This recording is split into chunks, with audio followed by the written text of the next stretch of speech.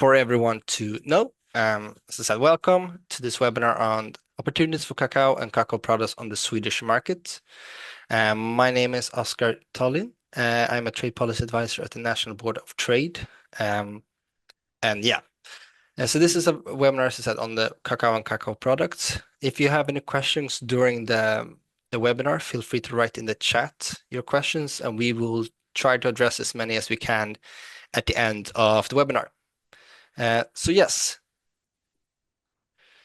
so the agenda for today is that we'll have a short introduction of the National Board of Trade and Open Tradegate Sweden. We will have a presentation on the upcoming study or market study. We will have a panel discussion with a sector expert. And then lastly, we will have a Q&A with the audience. So the National Board of Trade, our mission is free and open trade with transparent rules. We also work with free movements within the EU internal market. We are the government's export authority when it comes to trade, and we do analysis and trade policy recommendations. We do trade and development cooperation, and we do also, starting from this year, we're also involved in the trade and civil defense. We're part of the total defense in Sweden when it comes to the trade aspects of it. Our services, as you see here on the slide, is plentiful. We offer expertise on expertise, trade policy, and development cooperation, and also EU contact points. But we will focus on the development cooperation and how we work in that sort of sectors. So this webinar is part of this, the development cooperation. So our mission at Open Tradegate Sweden is to improve the conditions for low and middle income countries in global trade. So we want you to be able to access the global trade further and to give you the sort of tools and knowledge to be able to access and import to Sweden primarily, but also EU secondarily. So we have two complementary paths to development. We have the OTGS, which I will talk about mostly, and then we also have a trade policy part, which works more with institutions for trade policy and EU alignment. But as I said, the main focus on this presentation will be OTGS and the companies exporting to Sweden. Open Tradegate Sweden supports, as I said, companies in low and middle income countries to export to Sweden and the EU. We do this through information, training, coaching, and matchmaking. We help companies become ready to export to Sweden, market and sustainable business relationships. And this is something that's very, very important for us to have this sort of sustainable trade, because we can do trade, but we just want a sustainable trade and contribute to increase export opportunities and greater prosperity in the countries. So we do this with two sort of separate ways. We do OTGS first contact, or what we call point of contact. It's where we give on free information on regulations, standards, buyers, requirements in Sweden. We give market information through reports and webinars, and we do digital export guide, which we'll have on our website as well. So this is general information that's available for everyone exporting from the low and middle income countries to access. As I said, this is general information. So this is one of the ways that we work at Open Tradegate Sweden. What we have achieved, we have been existing for 20 years last year. We've given advice to thousands of companies. Hundreds of companies in our programs have strengthened their capacities and established long-term trade relationships. So this is roughly about the numbers you can see on the slide. It's about around 100 to 150, somewhere where we usually do through the point of contact, which will answer emails with questions regarding requirements, trends on the Swedish market. OTGS programs for companies, we focus on tech, textiles, and food, and we're trying to match suppliers and partner companies with the demand in Sweden. We do trainings, export and market requirements. We do coaching and mentoring, and we sort of guidance from the experts. We also do trade fairs and matchmaking, where we participate in international and regional trade fairs and matchmaking events to meet sort of the buyers and build networks in order for you to improve your chance of getting into the Swedish market, but also the European market.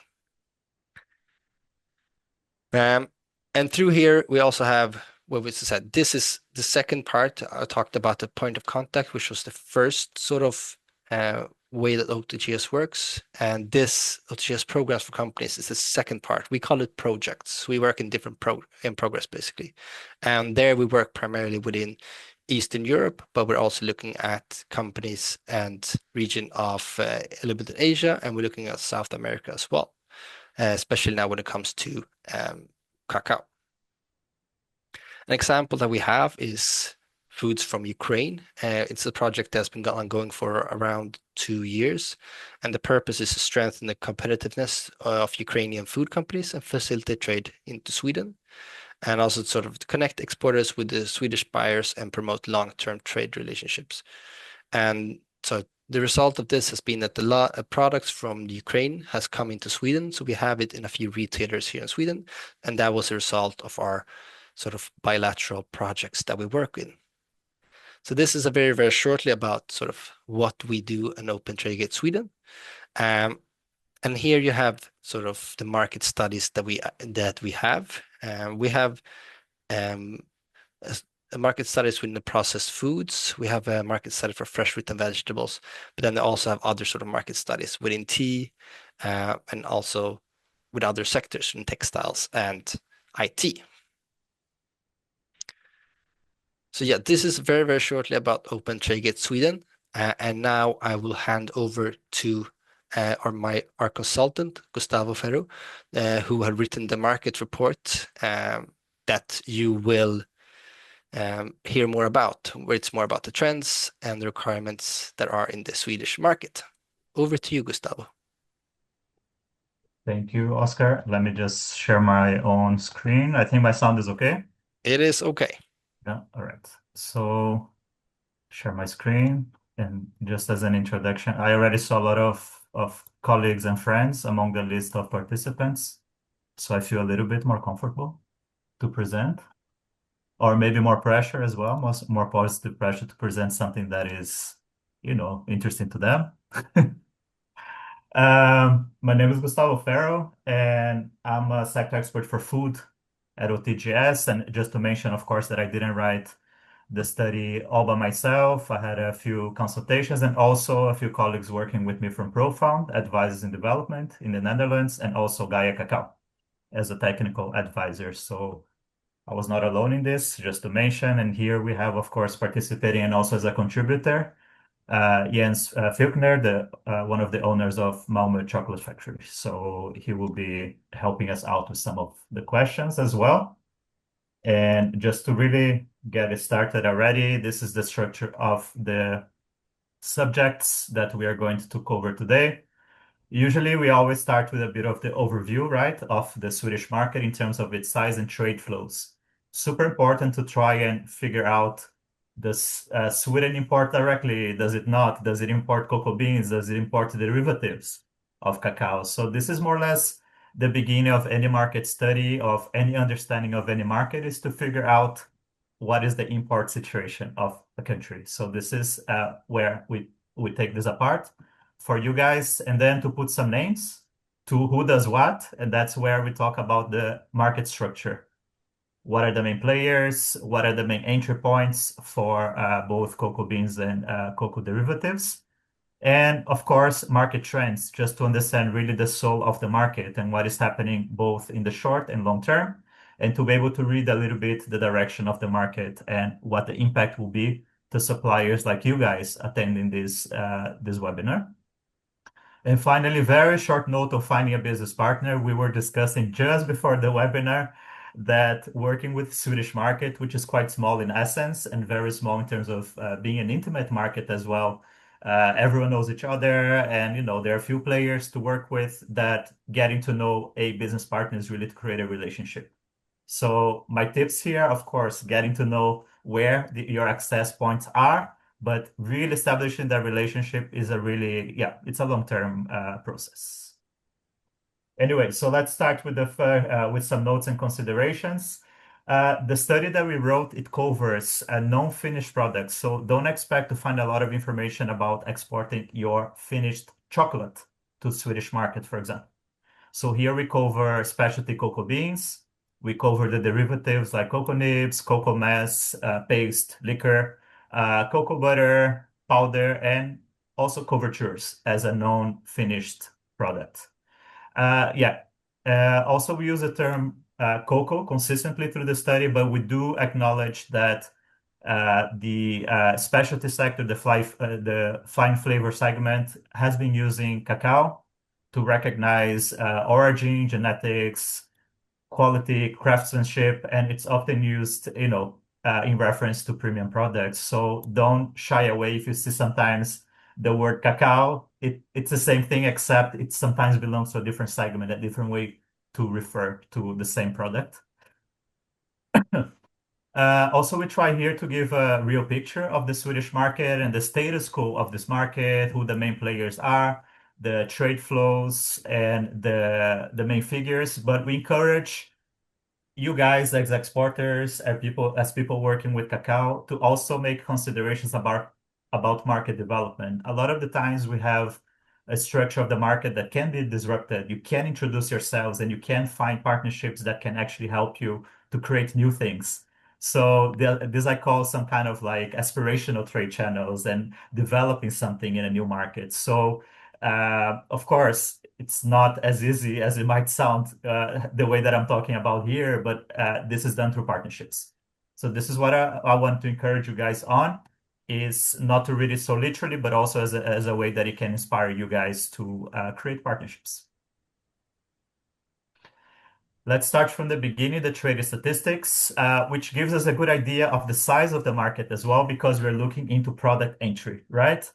So what is interesting to observe when you read those figures is, are there existing ports into Sweden for my product? Either if you're talking about cocoa beans, if you're talking about the derivatives, is there growth? How is the market developing, both in terms of volume, but also in value? Is there a diversity of supplying countries, especially those in cocoa producing countries?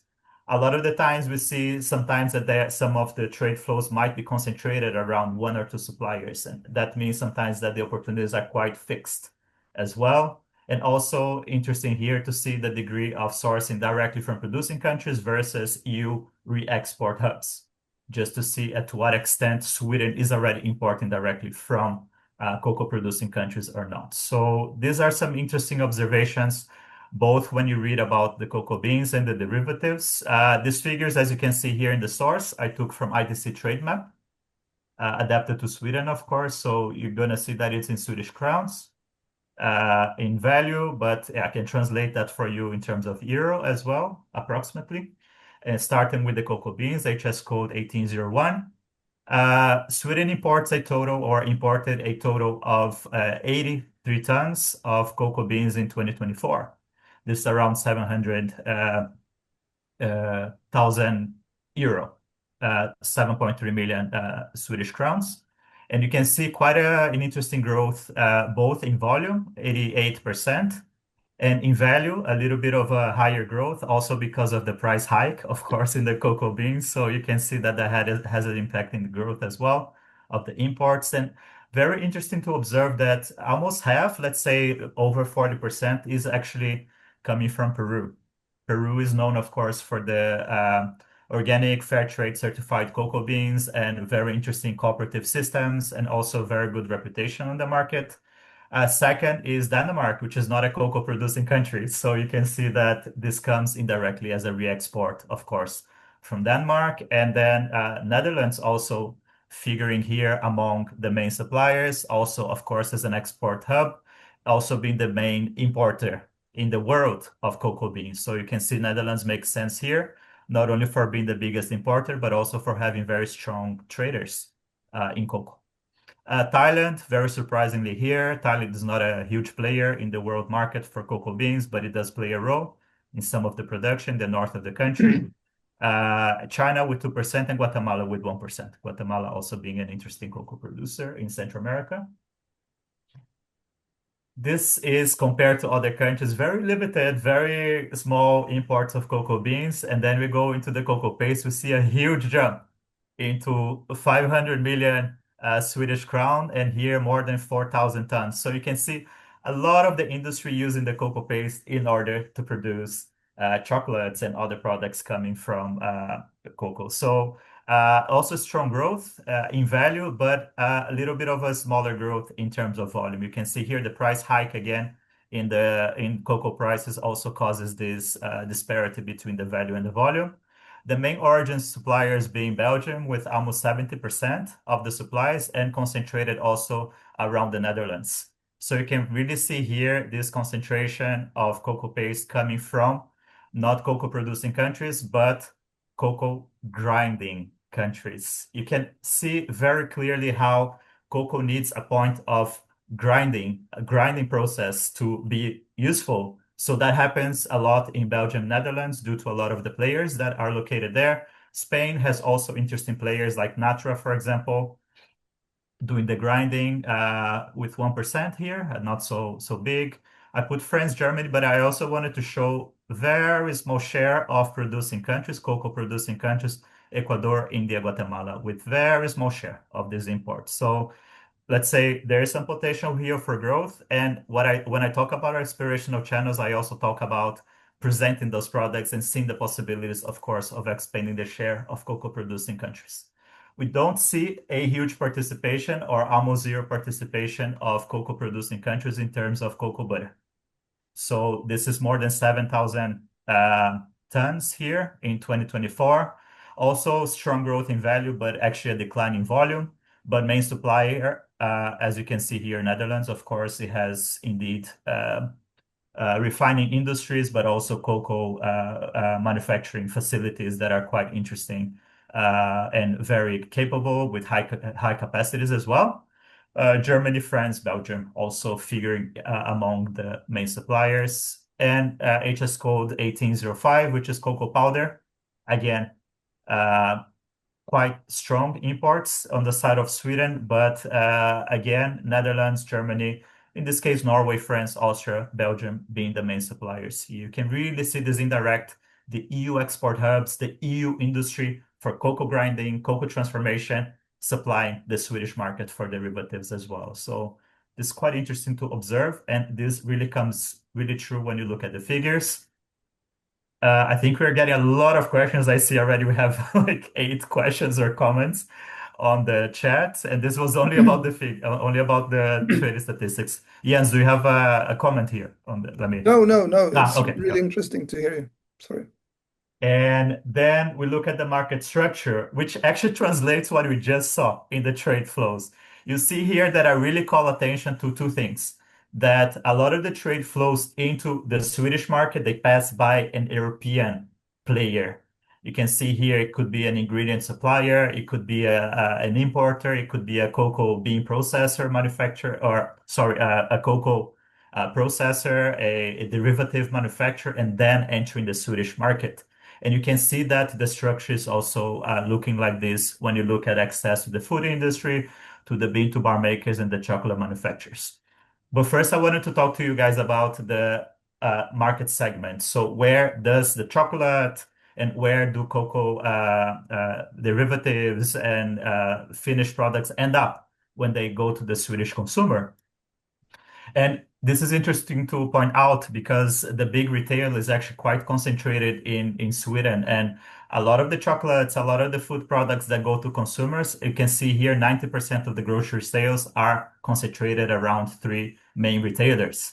So this is a very interesting fact because it is a concentrated market for the mainstream chocolates, for the mainstream products that are available to consumers. And what is interesting here is also to observe the alternatives. And one of the alternatives consumers find in terms of purchasing more high quality chocolates or certified or single origin chocolates is actually going to specialized chocolate shops. Jens, I put a picture here of you said that you guys had opened from Malmo. You opened a shopping. You have a shop from your company, right? Yeah, we have one shop in Malmö, and Okay. we this fall opened a shop also in Stockholm. In Stockholm. So I think that this is the Stockholm one that I put here. So being indeed one of the channels that consumers also have to consume high quality chocolates outside of the Yes. main supermarkets.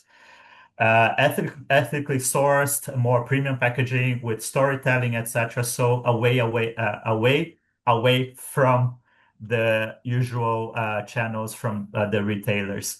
Also, you find, of course, the gourmet delicatessen shops offering uh, more high quality products, including chocolates, and sometimes with associated products like coffees, like teas, etc. So you can find, for example, Tehusen Java, for example, it's an example of such shop in Sweden where you can find these more high quality, high end products being offered to consumers. Also at higher price tags, where it's possible to offer products with a bit of a higher listing price, which is also interesting. And also the health food stores slash organic shops are also an interesting channel where you can find a lot of the interesting chocolates.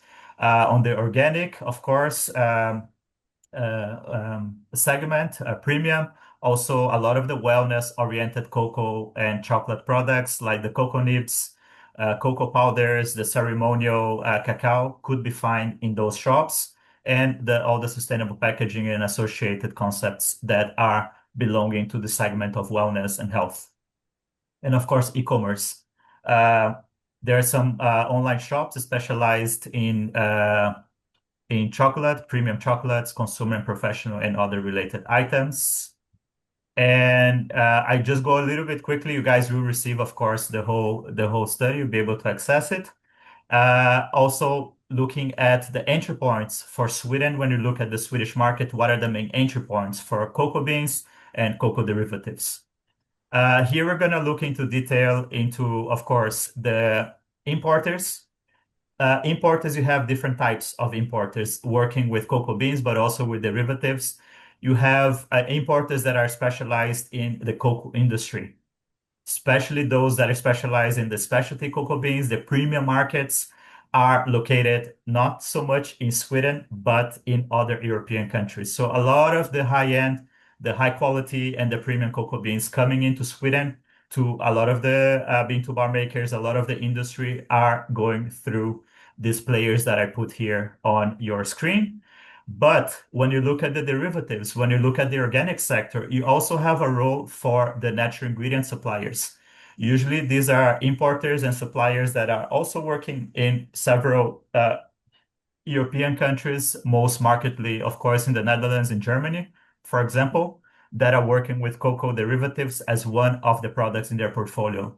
Sometimes they have portfolios of dried fruit, cereals, seeds, edible nuts, and then the cocoa derivatives consisting of cocoa nibs, consisting of cocoa paste, consisting of cocoa powder. So you can also find these assortments going into Sweden via natural ingredient importers, not necessarily specialized in cacao, but also providing other types of ingredients as well. So you have these two types. Importers really specialize in the cocoa beans, really specialize sometimes in the derivatives and in the cocoa world. And sometimes you are finding derivatives, especially going through natural ingredient importers and distributors. Chocolate manufacturers. Well, usually a chocolate manufacturer, the definition according to the fine Cocoa and Chocolate Institute, in an article that was written by Carla Martin, is a company that can have a processing capacity of cocoa beans of more than 200 tons. So that's more or less the definition. As we know, it's very hard to find, a small chocolate factory with such capacity. So this is why. And usually we see that the bigger chocolate brands in Sweden, they're not producing from the cocoa bean, but rather from derivatives like even the couvertures of cocoa paste from a lot of the big companies like Barry Callebaut, for example. So we're not talking about a very, let's say, crafty process. We're not talking about producing from the bean necessarily. So this is for the big chocolate manufacturers, the big brands that we see in Sweden, which is very different from the smaller chocolate makers, where here we are talking about much lower volumes, but also much closer relationships with the supply and a much closer relationship with the cocoa bean, but also with the derivatives. In terms of sourcing, I think Jens will explain it to us in the case of a Malmo chocolate factory. But a lot of these players, they do work with European suppliers of specialty cocoa beans and sometimes directly with the source. It depends on the relationship, it depends on the volumes, it depends on the familiarity of the company with those origins and the possibility to get the cocoa bean out of those origins, and also the possibility to process. A lot of the derivatives, of course, might still come from European manufacturers. For example, Pronatec, Crown of Holland, Tradin, for example, for the cocoa paste, etc. So you see a lot of hybrid systems in terms of sourcing, sometimes directly from origin, if it justifies the volume, if it justifies the efforts, the relationships, and sometimes via European suppliers. So it really depends, and that's why dialogue is so important with potential buyers, because you have to understand the factors that lead to direct sourcing, for example, or not. And direct sourcing doesn't mean that you cannot have an importer helping out, for example. So direct sourcing is sometimes read and interpreted as the relationship, not necessarily the transaction and the logistical arrangements. This is really specific, so maybe we let Jens comment on that later, but it really depends on a lot of factors. But let's say an average chocolate maker in Sweden, according to interviews that we did, maybe they are processing 5, 10, maybe 15 tons per year, like a small chocolate maker. So these are not big volumes that would justify importing full containers, etc. So you have to also understand the way to work with volumes and with origins, also depending on processing capacities and the market available to sell the products. I don't know, Jens, if you would like to comment here or if later we take the question. No, but I think you're correct that most players in the Swedish market don't buy big volumes. Yeah. I think of the companies you mentioned here, we're the biggest. We produced about 100 ton last year. But the majority of that was chocolate paste. So we buy fair trade cacao from Peru, but it Yeah. takes a turn through the Netherlands before it comes to us. Okay. Great. But we also buy directly from specific regions. Clear. Let's move into the trends that we can see on the market, and these are quite interesting because they do follow a little bit the European trends for cocoa and chocolate, but they do have some differentiation for Sweden that I wanted to point out here as well. Of course, health is a big aspect in pushing not only chocolates with higher cocoa content, but also derivatives like cocoa nibs, cocoa powder, etc. And the free from, they really define a lot of the characteristics of the chocolates that are sold in Sweden. Some niche segments developing also, like the ceremonial cacao, something interesting for a Swedish market as well.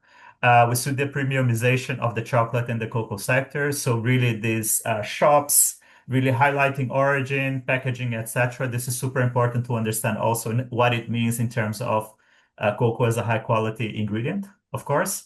Nordic flavors as differentiation. I'm going to explain what that means here.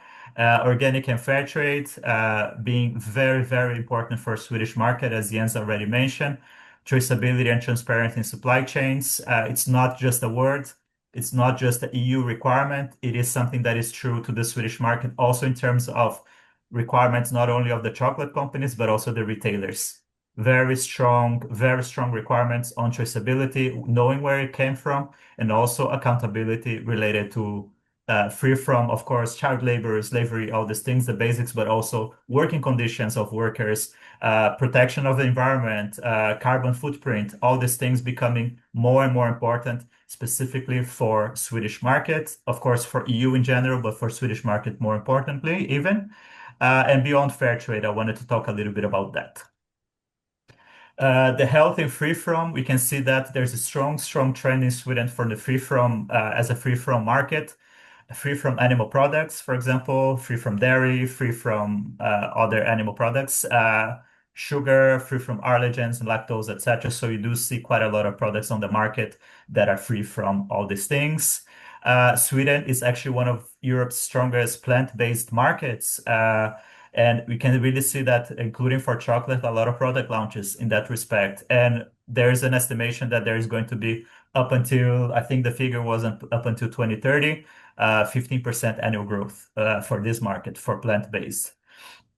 And interesting here that cocoa is seen as a functional health ingredient rather than just an indulgence type of product. So you can see that this is really growing on the market and in the minds of consumers as well. And of course, that leads to a higher consumption of products such as the cocoa nibs can be used, of course, to be consumed directly, but also in cereals and all these things. And as I mentioned before, more and more commonly found not only offered by the Swedish chocolate companies, but also found in health shops, for example, wellness shops as an item. So very interesting to see.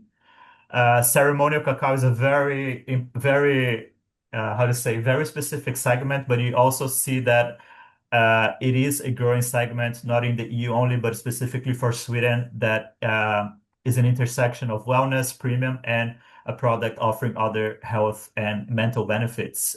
It's part of course, the wellness trend in terms of mental health.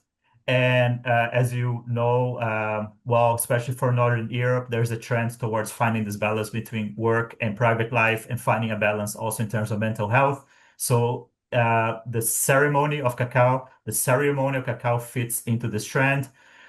Yoga, and it reminds us, of course, a little bit of the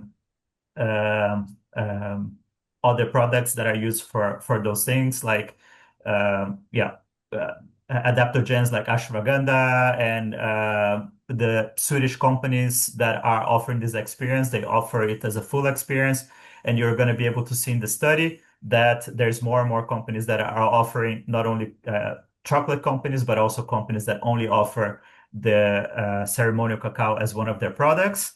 And some of the characteristics that really highlight the importance of this product for supplying the market is ethical sourcing, a lot of focus on clean, organic certified, ethical in terms of working conditions, in terms of storytelling, etc. And it's 100% pure cocoa paste, which is very interesting because usually it is coming directly from direct sourcing and from direct relationships with the source.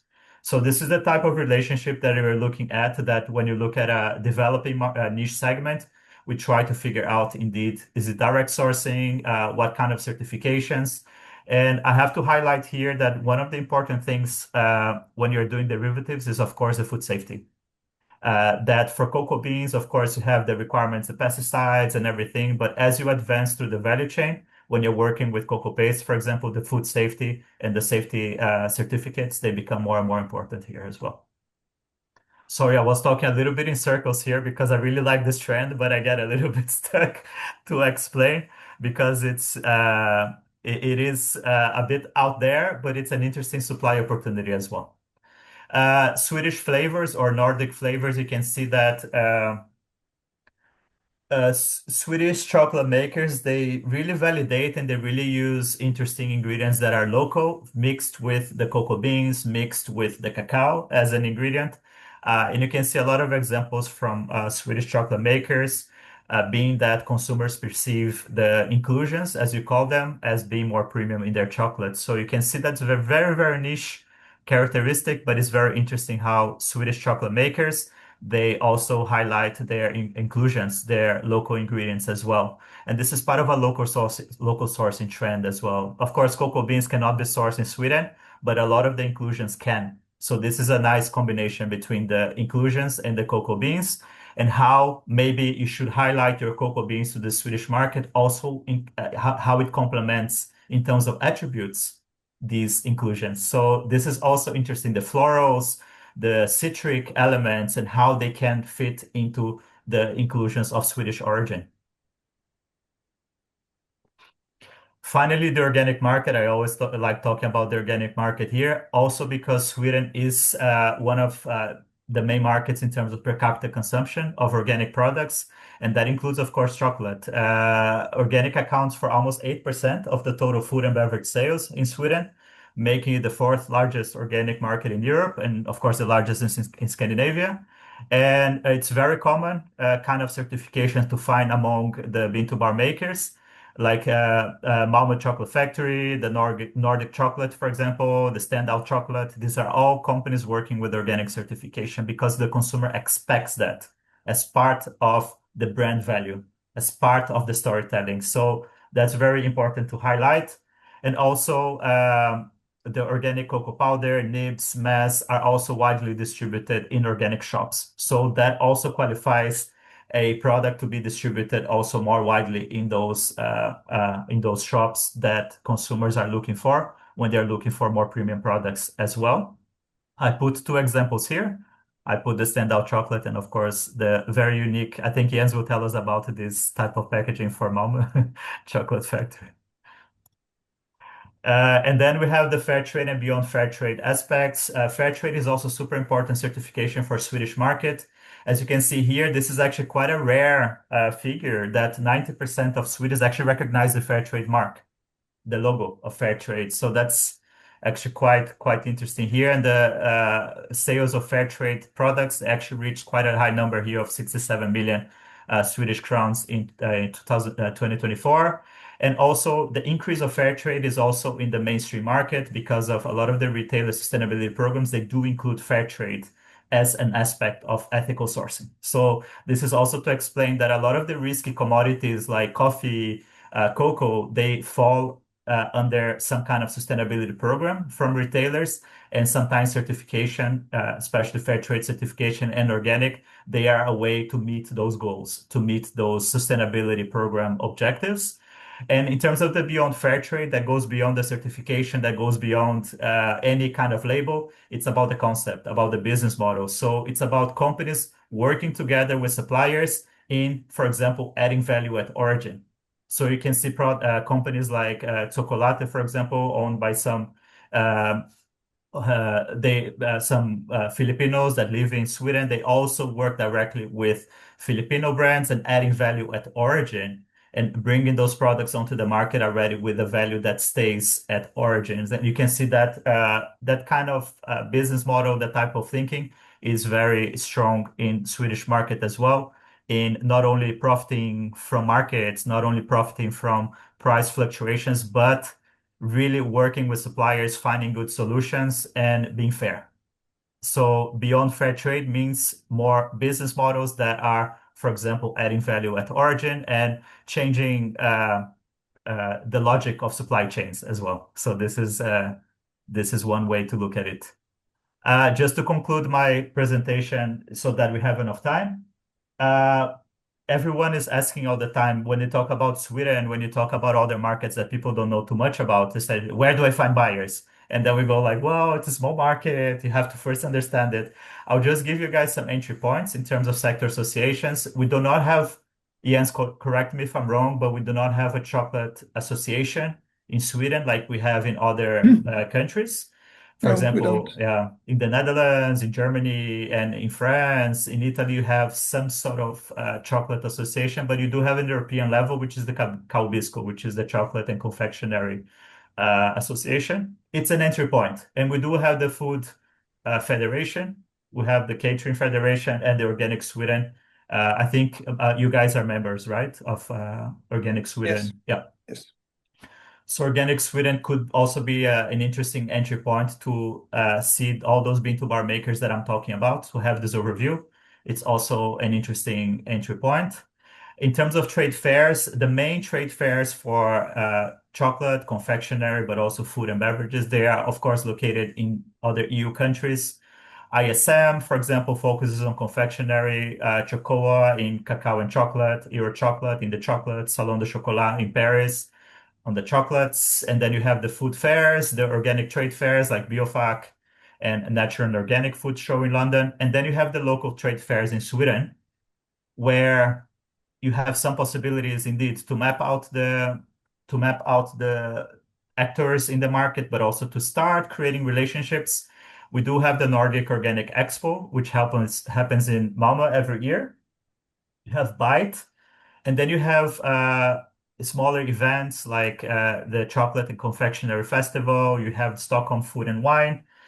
These are some events where you can use to start mapping out your companies that you're interested in and maybe to attend one of them to start creating some relationships. But again, I strongly advise you guys when thinking about Swedish market to think small, not in terms of concept, but think small in terms of players, think small in terms of uh, focused approach, and develop it from there. Develop relationships, develop your knowledge, because indeed, like it's not like we have 1,000 different companies that are working with cacao.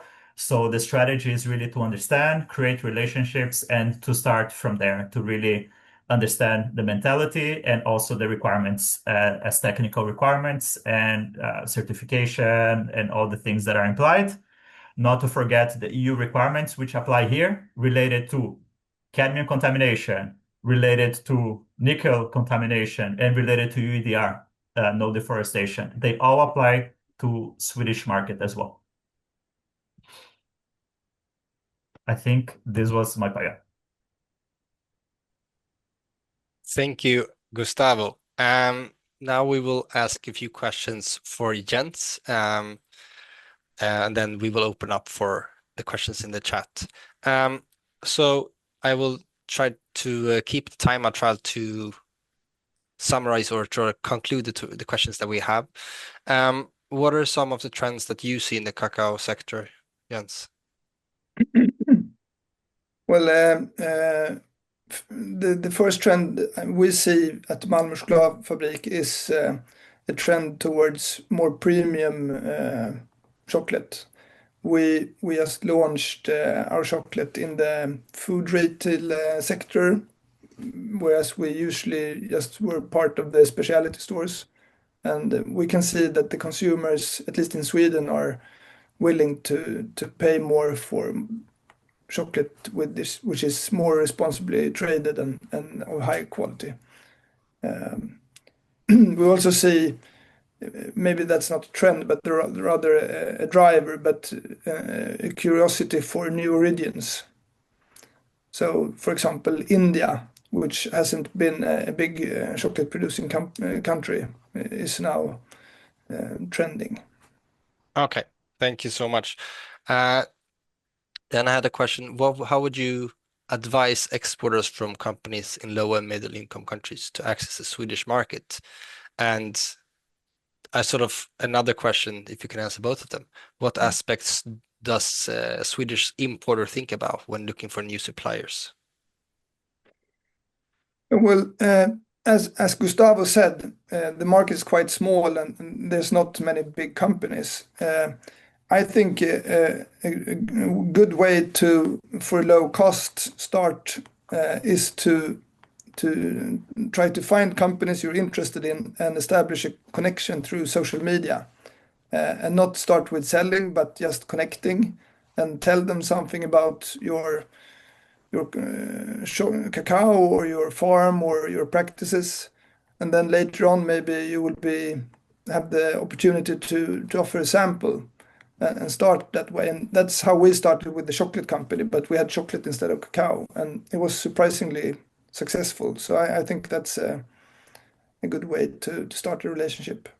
And when you asked about what the companies are looking for, I think I can only speak for our part of the market, which is more upscale.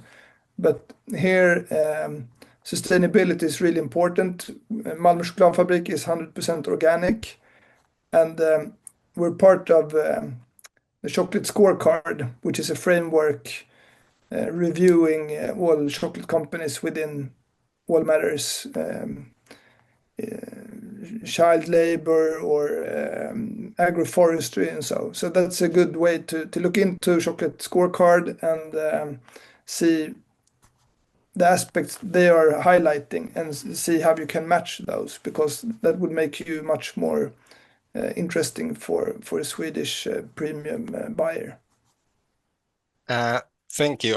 I'll try to see. And how do you source your sort of cacao currently? Do you source it through intermediaries or directly from exporters?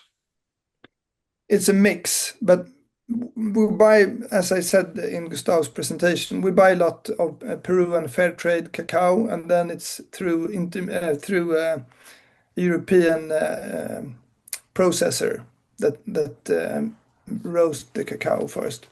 We also buy from some origins directly, but even in those cases, usually with an intermediary, which, since we're a small company, they make a big difference in handling administration and the trade parts. But we have a direct relationship with the farm, and sometimes directly from the without an intermediary, but that's not the regular route.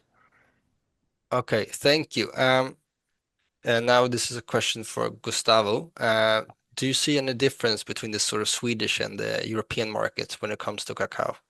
You mentioned a little bit about it, but maybe you can expand it. Yeah, I mentioned some things I think when I was reading out the trends. One thing that I see for Sweden is, of course, the high concentration and the high rate of organic certified. Also, of course, it comes from a high per capita consumption of certified consumption of certified food items in general. So that calls my attention about Swedish market, the high share of organic certification in that. Also, the high concentration of the retail landscape, which makes consumers kind of look elsewhere as well. So the health shops, they have very interesting portfolios of chocolates, and as Jens was also explaining that they also have their own shop from Mama Chocolate Factory as well. So I think the retailers, yeah, they have a certain price point and they have limitations in what they can offer, but at the same time, they account for 90% of grocery sales. So you can see how this creates diversification in sales channels as well. Uh, and something else that I forgot, but doesn't, yeah, these are the main characteristics, and also high share from the fair trade as well. Quite advanced in terms of fair trade certification, not only in the niche markets, but also in mainstream. Very Yeah, comparable to Switzerland in that respect. perfect, Gustavo. I'll move on to sort of the questions in the chat a little bit. Someone asked, and I think this is maybe you can give a short answer to this. Um, is there a market for, is there a possibility for non-organic cocoa in Sweden? Yeah, well, I'm sure it is. Our company is 100% organic, but so it's not for us. But I would say that most companies have a mix of organic and non-organic origins. But then you have to be distinct in other aspects. Mm. So have a really nice flavor profile, for example. Okay. Um, there's a few questions from, well, um, someone asked about Africa and sort of how are cacao byproducts such as cacao bean shells currently utilized in Sweden or the EU market, and is there openness to sort of evidence-based applications like livestock feeding applications, where research has demonstrated nutritional and sustainable benefits? I don't know if you can talk about this, Gustavo, or if there's, That's the livestock feedings are out of my scope, but I yeah, can talk about the husks, the shells in another context, which is in the infusions market, yeah, especially for organic certified shells, husks. This has grown quite extensively. I didn't mention it here because, yeah, I do have some statistics that you guys will see in the study for the shells. There's a separate HS code for husks. You can yeah, see some entry on the market. But one of the points, though, is that Sweden doesn't really have any tea packaging facilities. So I don't know how, if you would supply directly to a tea company or to an infusion company, how that would work. But yeah, Sweden's not also big in the tea packaging industry. So yeah. even though it's growing there, I don't know how the access point could be. Maybe through a EU Yeah. supplier as well. Perfect. Yeah, I think they can read more about me a little bit in the study. Mhm. Um, we skipped it a little bit in your presentation, Gustavo, but what are, maybe you can answer as well, Jens, what are sort of non-negotiables when it comes to the requirements and certifications in the Swedish market? Maybe we will start with you, Gustavo, and then you can fill in, Jens. Yeah. I think when you talk about derivatives, really to start thinking about the food safety aspects, the certification starting with the basic HACCP. Uh, not only as a certification, but also as a production flow and as how you organize your production and how you organize hygiene in your production and you avoid risk, you control risk.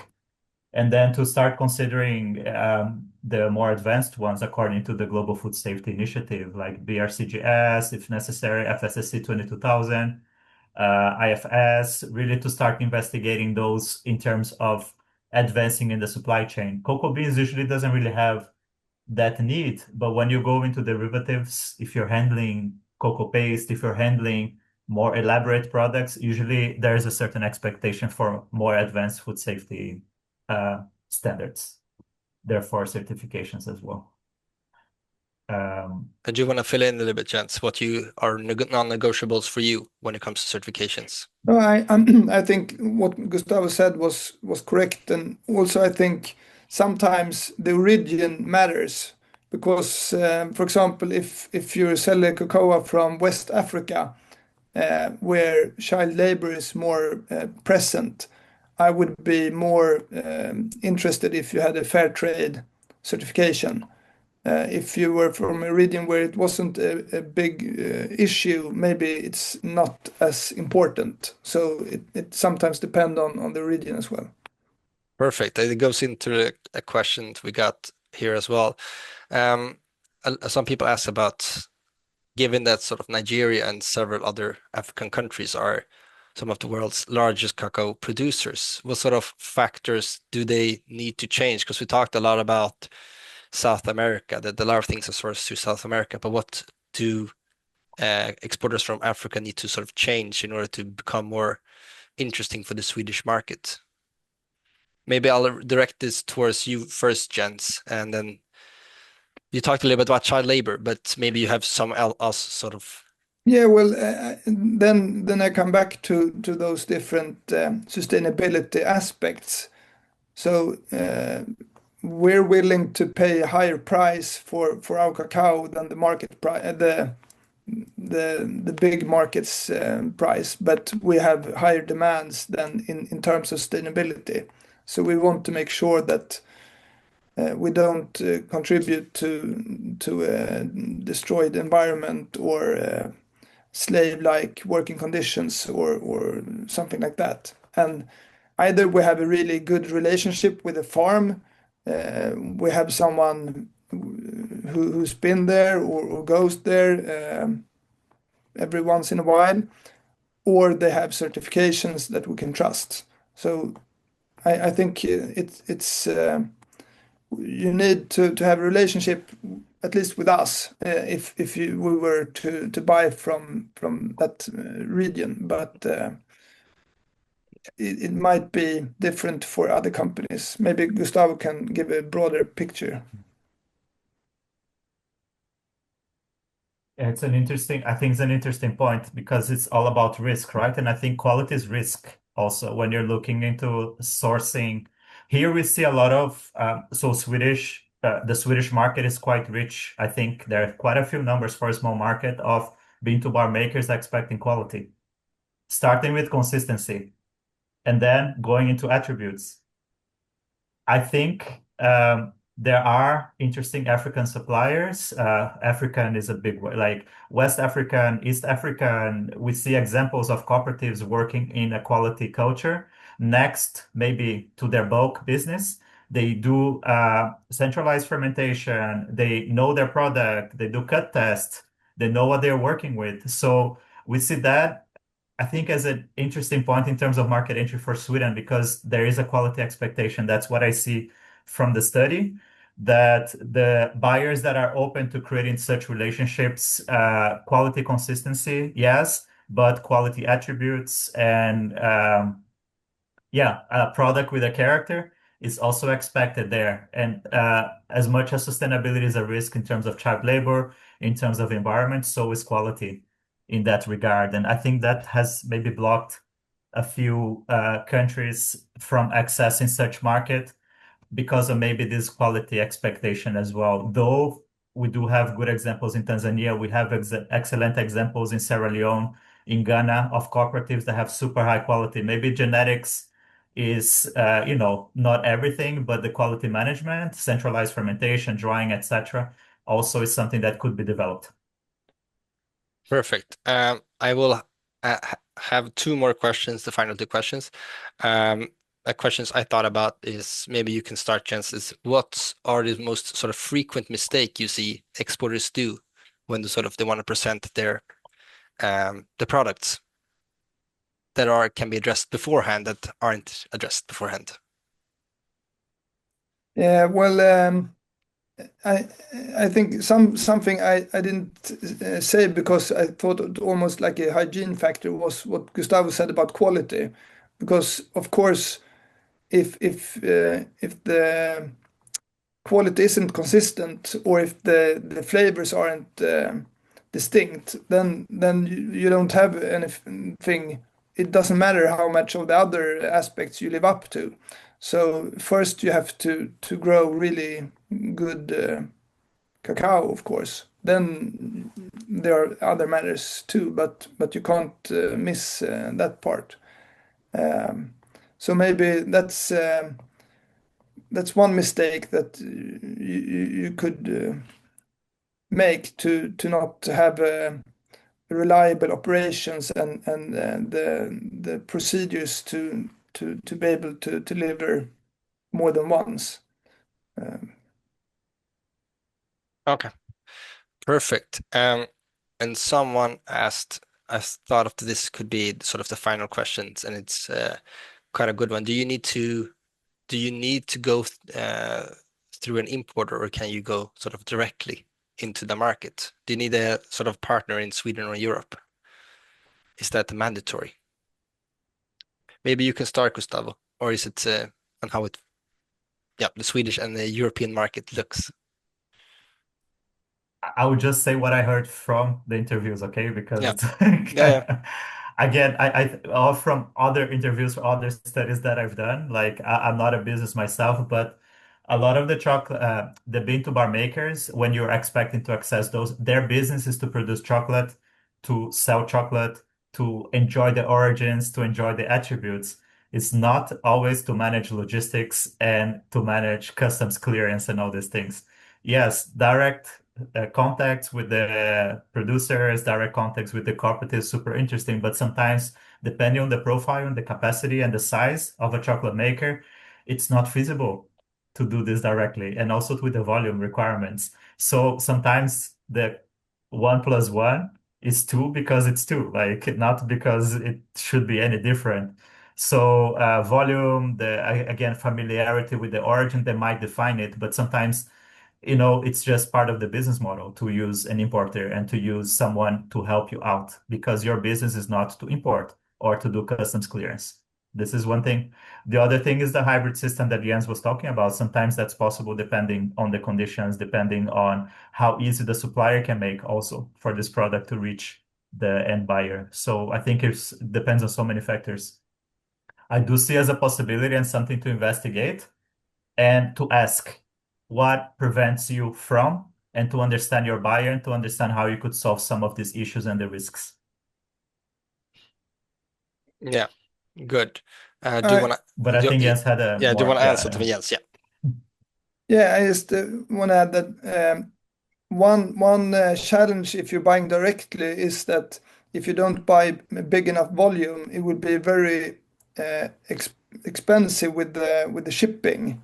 We sometimes bought like a big container with a few sacks in, and when you uh, take all that shipping cost and put it on the cocoa, it would be way too expensive. So if you have a partner in Europe that could take the container to Europe and then you sell a few sacks here and there, you will get a much more um, moderate shipping cost. So that's one way. Another is that if you're not known, you need somehow to build a brand. If you already have two or three really high quality customers, we will see that, and then maybe we could buy directly from you because as Gustavo said, it's a question of trust. So we say, okay, you sell to this company and this company, then we can probably trust you. But if you don't have those kind of reference customers, it's more difficult, and then maybe you need an intermediary to help to support your case. Yeah. And also Thank- the pre-finance being an issue. Like not all companies will have the possibility to pre-finance and to take such risk in terms of capital, in terms of yeah. Perfect. I think since we said the time will be around an hour, I feel like we have exceeded that now. I want to thank you everyone who participated. I want to thank Jens and Gustavo for their really good insights into the Swedish cacao industry and the sector. If you do have any questions, feel free to write to otgs at kommerskollegium.se. I'm writing it in the chat as well. And otherwise, thank you so much and have a great day. And I will send the recording to everyone who has registered to this webinar when it's done.